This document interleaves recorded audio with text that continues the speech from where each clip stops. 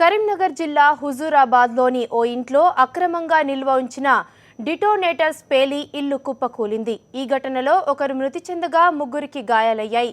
స్థానిక మామిళ్లవాడలోని ఓ ఇంట్లో జరిగిన ఈ ప్రమాదంలో మాతిన్ అనే వ్యక్తి మరణించాడు.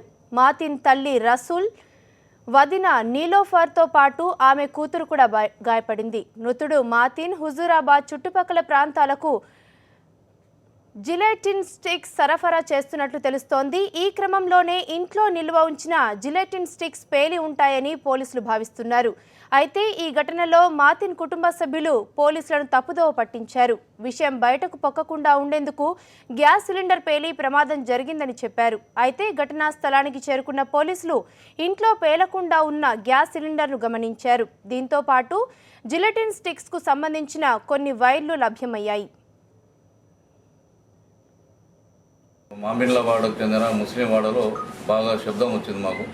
ఆ శబ్దం రాగా మేము ఆ వాడకు వెళ్ళి చూసినాము. చూసాలకు ఒక ఇంట్లో మొత్తం ఇల్లు కూలి మొత్తం ఒక భూకంపం వచ్చినట్టుగా ఉన్నది.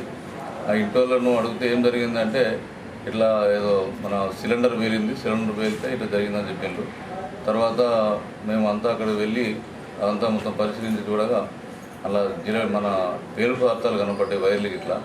అవన్నీ వీటి ద్వారానే ప్రమాదం సంభవించిందని మేము మా పరిశీలనలో తేలింది. ఈ సంఘటనలో ఒక వ్యక్తి ఎంజిఎంలో చనిపోయాడని తెలిసినది. మిగతా ఇంకొకరు సీరియస్ ఉన్నారు. ఇంకా ముగ్గురు వ్యక్తులు మామూలుగా ఇంజురీస్ అయినాయి. వీళ్ళు ఎంజిఎంలో ట్రీట్మెంట్ తీసుకుంటున్నారు. మరి వాళ్ళు చెప్పడం అయితే వాళ్ళు ఏమంటారంటే ఫస్ట్ మరి చెప్పలేదు, వాళ్ళు సిలిండర్ పేలని చెప్పిండ్రు.